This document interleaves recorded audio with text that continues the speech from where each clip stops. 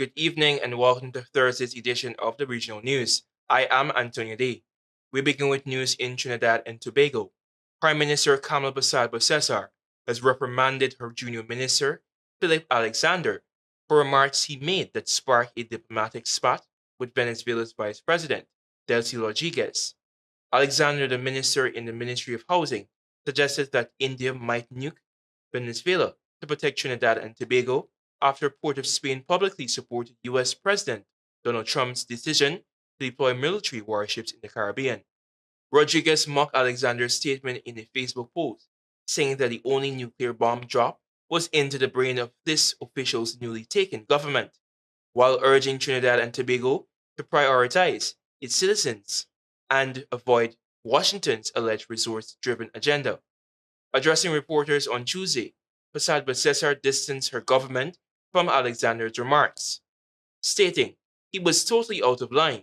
I do not share his views. I have since told him he needs to stay in his zone. But the government and the cabinet do not share the views expressed by the Honorable Minister." End of quote. In response, Alexander posted on social media pledging full support for the Prime Minister and admitting fault, quoting, "Big men take their missteps as learning opportunities. Ego is for kids. I support Kamla Prasad-Bissessar 100%. End of quote. President Trump has claimed that U.S. forces bombed 3 drug-carrying vessels carrying more than 14 people.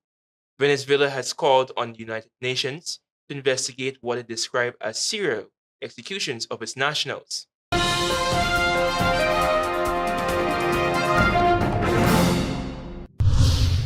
Turning attention to news in Dominica. Dominica President Sylvanie Burton will receive the Global Inspiration Leadership Award and to be inducted into the Global Power Women Network, according to a statement issued by the Office of the President. It is said that the ceremony will be held in New York City during the Global Power Women's Conference and that this honor acknowledges President Burton's outstanding leadership, unwavering commitment to advancing gender equality, and visionary role in shaping policies which empower communities and inspire global progress.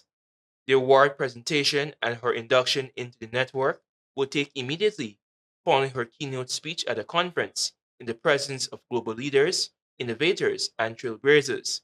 The annual Global Power Women's Conference is an international event that aims to elevate women's voices in leadership roles, encourage cross-sector collaboration, and develop strategies for sustainable global growth.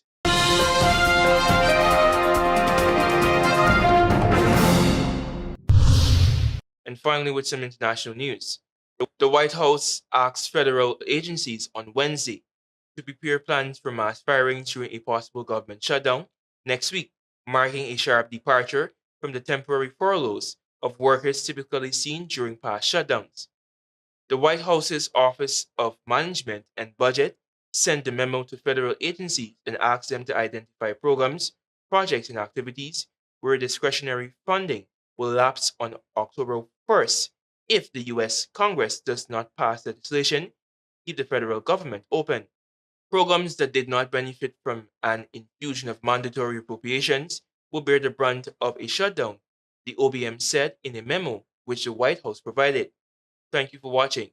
I am Antonio Dey. Goodbye for now.